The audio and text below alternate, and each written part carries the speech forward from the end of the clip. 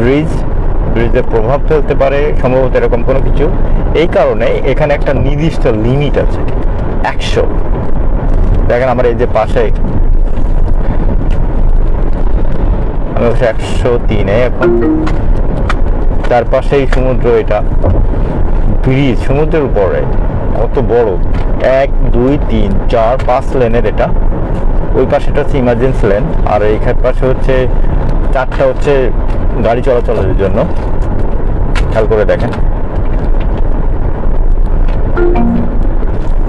Speed limit আছে এখানে 100-এর ঊর্ধ্বে চালালে জরিমানা করবে। দেখা যাচ্ছে আমার ড্রাইভিং লাইসেন্স ক্যান্সেল করে দিতে পারে। চায়নাতে ড্রাইভিং এর কিছু কিছু সিস্টেম আছে, আপনি যে ইচ্ছা মতো গাড়ি চালাবেন তা পারবেন না। আপনার যে নির্দিষ্ট একটা গতি আছে, এই গতির ঊর্ধ্বে গাড়ি চালালে আপনার ড্রাইভিং লাইসেন্স ক্যান্সেল করে দিবে। চাইনিজ ড্রাইভিং লাইসেন্সের বছরে 12 পয়েন্ট থাকে, মানে আপনার ড্রাইভিং লাইসেন্সের 12 পয়েন্ট থাকবে। 12 পয়েন্টের মধ্যেও আপনি যদি কোনো আইন অমান্য করেন, তাহলে আপনার ওই ড্রাইভিং লাইসেন্স থেকে পয়েন্ট কর্তন করবে। দেখা যাচ্ছে আপনি কোনো সিগন্যাল মানেননি, লাল বাতি ছিল কিন্তু আপনি গাড়ি চালিয়ে চলে গেছেন, আপনার ড্রাইভিং লাইসেন্স থেকে 6 পয়েন্ট কেটে নিবে এবং আপনাকে জরিমানা করবে হচ্ছে 3-4 হাজার টাকা। এবার 2বার যদি আপনি একই আইন ভঙ্গ করেন, তাহলে আপনি ড্রাইভিং লাইসেন্স ক্যান্সেল করবেন। আপনাকে নতুন করে আবার পড়াশোনা করে এক্সাম দিতে হবে পরবর্তী বছর। মানে 1 বছর আপনার ড্রাইভিং লাইসেন্স পাবেন না, যে বছর ক্যান্সেল করে দিবে সেই বছর আর পাবেন না। পরবর্তী বছর যে আপনাকে নতুন করে এক্সাম দিয়ে পাস করে তারপর আবার ড্রাইভিং লাইসেন্স নিয়ে আবার চালাতে হবে। বুঝতে পারছেন? তো আমাদের এখানে সবারই 12 পয়েন্ট করে থাকে। আইন অমান্য করলেই ড্রাইভিং লাইসেন্স বাতিল হওয়ার একটা সম্ভাবনা থাকে, এই কারণে সবাই আইন মান্য করে। আর পাশাপাশি হচ্ছে জরিমানা, মানে আপনি প্রচুর পরিমাণে জরিমানা দেওয়া মানে থাকে। দেখা যাচ্ছে 4-5 হাজার টাকা, 10-15 হাজার টাকা এরকমই হতে পারে অনেক সময়। তো এই কারণে মানে আইনের যে প্রয়োগটা, এইটা প্রচুর পরিমাণে এখানে। এই আইনের প্রয়োগের ফলে কেউ আইন অমান্য করে না। কারণ কি, আইন অমান্য করলেই তো আইন প্রয়োগ হবে, তখন আমার জরিমানা হবে। এই জরিমানা কোথা থেকে দিব, এরকম একটা বিষয়। আমার পাশে হচ্ছে, ওই পাশে হচ্ছে শেনজেন শহর। আমি শেনজেনে যাচ্ছি আজকে। আমি জোহাই শহরে থাকি, জোহার থেকে শেনজেনে যাচ্ছি। তো এটা হচ্ছে সেই সমুদ্রের উপর দিয়ে নির্মিত ব্রিজ পৃথিবীর। এইটা হচ্ছে 55 কিলোমিটার এই পাশে, ওই পাশটা 55 কিলোমিটার ব্রিজ সমুদ্রের উপর দিয়ে। কল্পনা করেন, সমুদ্রের উপর দিয়ে একটা ব্রিজ 55 কিলোমিটার, নদী না কিন্তু সমুদ্র। সেখানে সমুদ্রের বড় বড় ঢেউ আছে। আবার এই ব্রিজটা এত উঁচু করা লাগছে যে নিচ দিয়ে বড় বড় জাহাজগুলো চলাচল করতে পারবে। বুঝতে পারছেন? মানে এই ব্রিজের নিচ দিয়ে বড় বড় জাহাজগুলো চলাচল করতে পারবে, সেইভাবে মানে বড় করা লাগছে, উঁচু করা লাগছে। খেয়াল করে দেখেন কত সুন্দর। চায়না আপনার কল্পনা থেকে বেশি সুন্দর। মানে আপনি বাংলাদেশে বসে যতটুকু কল্পনা করতে পারবেন তার থেকেও বেশি সুন্দর চায়না। বুঝতে পারছেন? চায়নাতে আসেন, চায়না ভ্রমণ করেন। আমি চায়নাতে থাকি, যারা চায়নাতে আসতে চান আমার বাসাতে ভ্রমণ করতে পারেন, থাকতে পারবেন, ভ্রমণ করতে পারবেন। মানে আপনার হোটেলে থাকা লাগবে না, আপনি আমার বাসাতে থাকতে পারবেন। আমি আপনার জন্য এইটুকুই করতে পারি। তবে আমি খুবই ব্যস্ত, আমি শুধুমাত্র আপনাকে সময় দিতে পারবো শনিবার এবং রবিবার। শনিবার এবং রবিবারে আপনি যদি আসেন, তাহলে অবশ্যই আমি আমার আশেপাশে শহরগুলো আপনাকে ঘুরায় দেখাতে পারবো, বাংলাদেশি গেস্ট হিসাবে, বাংলাদেশি ভাই বোন হিসাবে ইনশাআল্লাহ। যারা আসতে চান আসতে পারেন। আমি জোহাই শহরে থাকি। জীবন এখানে অনেক সুন্দর, ঠিক আছে? কেউ ছিনতাই করবে না, আপনি কোনো জিনিস রেখে গেলে কেউ নিয়ে যাবে না, ঘরে তালা মারা না থাকলেও কেউ কোনো কিছু চুরি করবে না, ঠিক আছে? জীবনটা অনেক সুন্দর এখানে। কেউ আপনাকে কোনো কিছু করবে না, আপনি আপনার মতো করে চলবেন। কেউ আপনাকে মারধর, অন্যায় কোনো কিছু করবে না, কোনো কিছু আপনার উপরে চাপিয়ে দিবে না। আপনি আপনার মতো করে সুন্দরভাবে এখানে বসবাস করতে পারবেন। আমি একজন মুসলিম হিসাবে, যে আমি 11 বছর বসবাস করি এখানে, আমি বলবো যে আসলে কোনো সমস্যা না। আমি নামাজ পড়ি আমার মতো, আমি রোজা রাখি আমার মতো, কেউ কাউকে বাধা দিবে না। আপনি আপনার মতো করেন, সমস্যা কি? আমি আমার মতো করতেছি, আমি মুসলিম রেস্টুরেন্টে খাচ্ছি, আমি বৌদ্ধদের চাইনিজ রেস্টুরেন্টে খাচ্ছি না, বা আমি হালাল মাংসগুলো কিনে খাচ্ছি। চায়নাতে আপনি পাবেন না বা জীবন কঠিন এরকম কোনো শব্দ নাই, বুঝতে পারছেন? সব কিছুই পাবেন।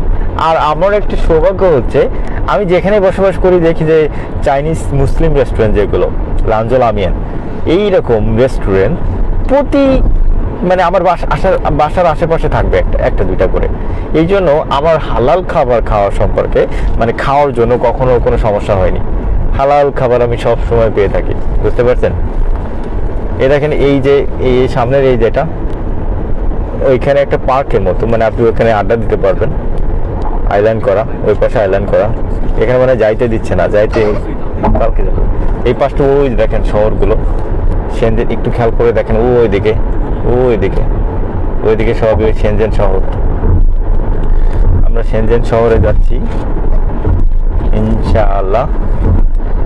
আজকে কিছু প্রোডাক্ট কিনবো বাংলাদেশি, আমার অনেক কাস্টমারদের প্রোডাক্টগুলো দিতে হবে, এই জন্য সেনজেনের শহরে যাচ্ছি প্রোডাক্ট কেনার জন্য। এটা দেখেন এটা সম্পূর্ণ পানির নিচ দিয়ে গেছে, ঠিক আছে? এখানে আবার করছে কি যে মানে উপর দিয়ে জাহাজ চলাচল করার জন্য এই মাঝখানের এই পজিশনটা এটা পানির নিচ দিয়ে তৈরি করছে ট্যানেল করে, ব্রিজ করছে ওই পাশ থেকে এই পাশটা আবার ট্যানেল করছে মাঝখানে, যাতে মানে বড় বড় যে জাহাজগুলো সেই জাহাজগুলো উপর দিয়ে চলাচল করতে পারে খুব সুন্দরভাবে। অবশ্যই এখন আধুনিক মানে চাইনিজ যে ব্রিজগুলো করতেছে এরা অধিকাংশ ক্ষেত্রে আপনার ট্যানেল করলে সুবিধা হচ্ছে উপরে কোনো সমস্যা হবে না, মানে জাহাজ সব কিছু খুব সুন্দরভাবে চলাচল করতে পারবে। আর নিচ দিয়ে ট্যানেল করে রাস্তা তৈরি করে নিয়ে যাবে, মানে উপরে সম্পূর্ণ পানি, সমুদ্রের নিচে, বুঝতে পারতেছেন? এই যে আমি যে গাড়ি চালাচ্ছি এখন সমুদ্রের নিচে, উপরে সম্পূর্ণ পানি। যখন দুর্ঘটনা ঘটবে আপনার জীবন, আমি অবশ্য এটা ভয় করে না, মানুষের জীবন হচ্ছে এখানে, যেখানে আপনার মৃত্যু লেখা থাকবে সেখানেই মারা যাবেন। আল্লাহ আপনাকে যেখানে যত পর্যন্ত হায়াত দিয়েছেন তত পর্যন্তই বাঁচতে পারবে। স্বর্ণের ঘরে লুকিয়ে থাকলে, লোহার ঘরে লুকিয়ে থাকলে আপনার মৃত্যু হবে, এটা হচ্ছে স্বাভাবিক। আমার একসময় চিন্তা হতো, এই বিষয়টা নিয়ে খুবই ভাবতাম যে আমি তো চায়নাতে থাকি, যদি আমি মারা যাই তাহলে আমার এই দেহটা কি হবে, মাটি দিবে কে, আমি তো একা থাকি এখানে, আল্লাহ তুমি কি মানে কি অবস্থা হবে আমার। পরে একটা জিনিস খেয়াল করে দেখলাম, এমন তো হইতে পারে যে আমার মৃত্যু যেখানে লিখে রেখেছেন আল্লাহ সেখানেই আমার মৃত্যু হবে, এটা স্বাভাবিক। তো আমি দেখা যাচ্ছে এরকম হলো, আমি আজীবন চায়নাতে বসবাস করলাম, কিন্তু আল্লাহ আমাকে মৃত্যু লিখে রাখছে, আমি বাংলাদেশে গেলাম, হঠাৎ করে মারা গেলাম, মানে আমার দেহটা বাংলাদেশে থাকলো, মানে এরকমই। আবার এমনও হতে পারে যে আমি আজীবন মুসলমান দেশে মৃত্যুবরণ করার জন্য আল্লাহর কাছে ফরিয়াদ করলাম, বা আমি নিজে মনে করলাম যে না আমি বিদেশি দেশে যাব না, আমি যদি মারা যাই তাহলে কি হবে, এরকম একটা কিছু হলো, ঠিক আছে? পরে দেখা যাচ্ছে আমি বিজনেস করি, আমি বাংলাদেশে থাকি, হঠাৎ করে চায়নাতে আসলাম প্রোডাক্ট কেনার জন্য, আমি চায়নাতে মারা গেলাম, ঠিক আছে? তখন আমার দেহটা বাংলাদেশে নিয়ে যেতে হবে, এই যে ঝামেলা। এই জন্য আমার এখন আর ভয় করে না এই বিষয়গুলো নিয়ে। এই একটা জিনিস বিশ্বাস করি, আল্লাহ যেখানে মৃত্যু লিখে রেখেছেন সেখানেই মৃত্যু হবে। সুতরাং আপনি কোথায় বসবাস করতেছেন, পরবর্তীতে আপনার কি হবে, আপনার লাশটা কিভাবে মাটি দিবে, কেউ দিবে কিনা, এই সমস্ত চিন্তা আপনার করার দরকার নেই, বুঝতে পারছেন? আপনার চিন্তা হচ্ছে বসবাস যেখানেই করেন না করেন, আল্লাহর উপর ভরসা রাখেন, নামাজ কালাম পড়েন, মানে ইসলামের পথে চলেন, ঠিক আছে? কারোর সাথে অন্যায় করেন না, দেখবেন যে ইনশাআল্লাহ আল্লাহ আপনার জন্য একটা সুব্যবস্থা করে রাখছে, ঠিক আছে? আল্লাহ মহান পরিকল্পনাকারী, আপনার জন্য সুব্যবস্থা করে রাখছে। সুতরাং টেনশন করার কোনো কিছু নাই, এইগুলো নিয়ে ভাবার কোনো কিছু নাই, শুধুমাত্র কোনো অন্যায় করেন না, ইসলামের পথে চলেন, ইনশাআল্লাহ আল্লাহ আপনার একটা ব্যবস্থা করবে। খেয়াল করে দেখেন, আমি কিন্তু সেই কখন থেকে গাড়ি চালাচ্ছি, এখনো কিন্তু পানির নিচে, ব্রিজের মধ্যে, ট্যানেলের মধ্যে। এই ট্যানেলগুলো কত দীর্ঘ একটু খেয়াল করে দেখেন, ট্যানেলগুলো কত দীর্ঘ। ওহো, আমাকে যেতে হবে তো।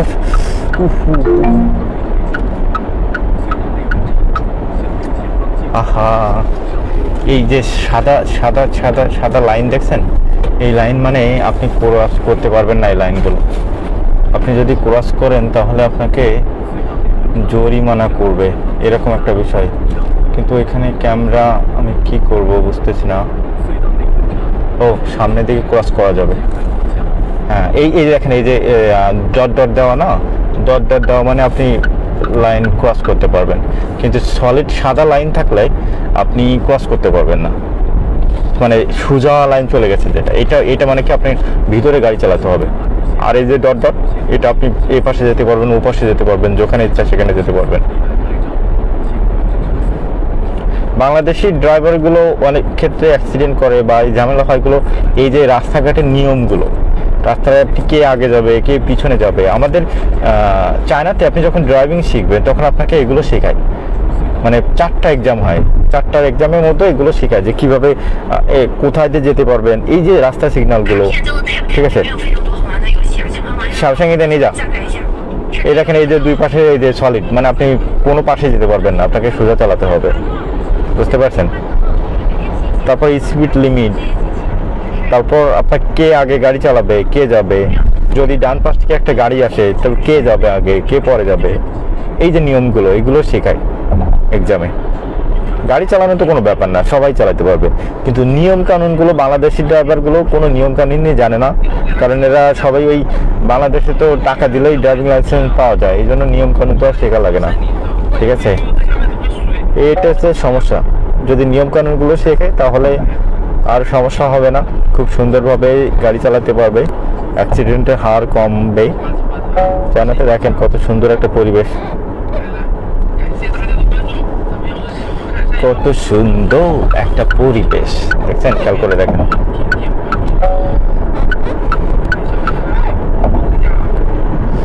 আলহামদুলিল্লাহ, আলহামদুলিল্লাহ। আমাদের দেশটা কবে এত সুন্দর হবে, এত সুন্দর রাস্তাঘাট হবে। আমাদের দেশটা স্বপ্নপুরী, চায়না দেশটা আসলে স্বপ্নপুরী, বুঝছেন। চায়নাতে আসলে আমার মনে হয় বাংলাদেশি এমপি মন্ত্রীদেরকে চায়না ভ্রমণ করানো উচিত। চায়নাতে আসলে অনেক কিছু দেখতে পাবে। ইউরোপ আমেরিকা ভ্রমণ না করে চায়নাতে ভ্রমণ করা উচিত। চায়না ভ্রমণ করলে কিভাবে উন্নয়ন করতে হয়, কিভাবে দেশ সুন্দর করতে হয়, এইগুলো শিখতে পারবে অন্তত, এইগুলো শিখতে পারবে অন্তত, বুঝতে পারছেন। আমার সেটাই মনে হয় বাংলাদেশি এমপি মন্ত্রীদের চায়না ভ্রমণ করা উচিত, চায়না দেখা উচিত। তাহলে তাদের মন মানসিকতা পরিবর্তন হয়ে যাবে, দেশ উন্নয়ন করার প্ল্যান তৈরি হয়ে যাবে। দেখেন, এই যে চলতেছি, খেয়াল করে দেখেন।